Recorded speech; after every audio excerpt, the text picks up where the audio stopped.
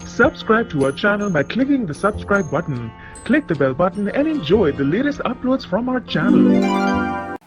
वनराज शाह से भी घातक निकली ये डॉली डायन। नमस्कार दोस्तों, स्वागत है आपका आपके अपने चैनल हंग्री स्पिरिट्स में। हंग्री स्पिरिट्स देख रहे सारे दर्शकों का मैं अंजू शर्मा दिल से स्वागत करती हूँ।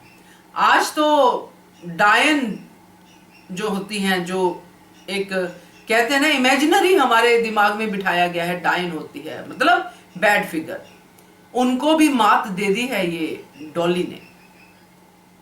और अगर हम वनराज शाह की बात करें, क्योंकि अभी तक वनराज शाह ही नेगेटिवली सामने आ रहा था, तो आज डॉली वनराज शाह को भी पीछे छोड़ गई और उससे भी ज्यादा घातक निकली। तो बात करते हैं भाई बहन की कि वनराज कैसे कम घातक और डॉली कैसे ज्यादा घातक। पहले वही निवेदन, जिन्होंने अभी तक चैनल को सब्सक्राइब नहीं किया है कृपया कर लीजिए, साथ में दोस्तों बेल आइकन दबाइएगा ताकि आपको हमारे वीडियोस के नोटिफिकेशन मिलते रहें।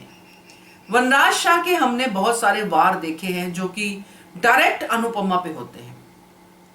वो सीधा अनुपमा से पंगा लेता है, अनुपमा को दोषी ठहराता है बार बार, चाहे वो बापूजी का केस हो, चाहे वो किसी और की बात हो, चाहे समर हो, चाहे तोशु पाखी हो, कुछ भी हो, उसकी और अनुपमा की टक्कर बराबर की होती है। जहां तक बच्चों को मैनिपुलेट करने की बात है, तो वनराज शाह ने जब बच्चों को मैनिपुलेट किया है तो वो बिगाड़ने वाला मैनिपुलेशन है। जैसे अंश को मैनिपुलेट किया, उसमें बच्चे के फ्यूचर के साथ वो खेलता जरूर है, मगर जो डॉली ने किया है,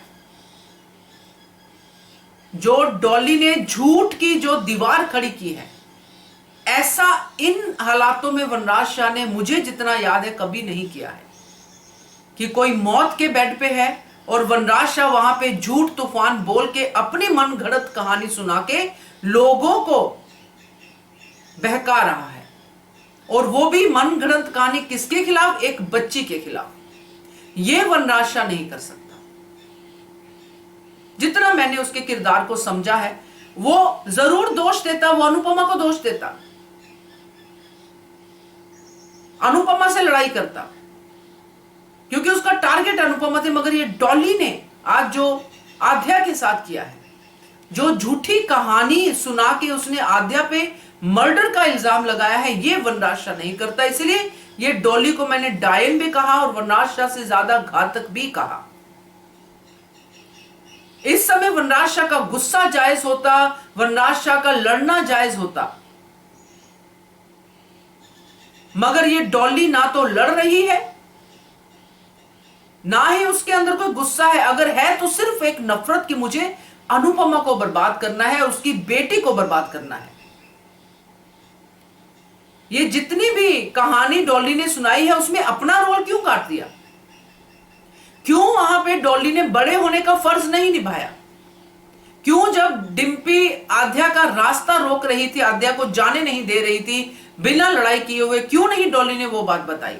क्यों नहीं डॉली ने कहा कि अंश को लेके खींचातानी हो रही थी और डिम्पी गिर गई? क्यों ये बातें डॉली ने नहीं कही? क्यों नहीं कही? क्योंकि ये एक्चुअली आध्या को अपना निशाना बना रही थी, और ये काम वनराज शाह नहीं करता। इतना जो है करैक्टर उसका गिरा हुआ नहीं था।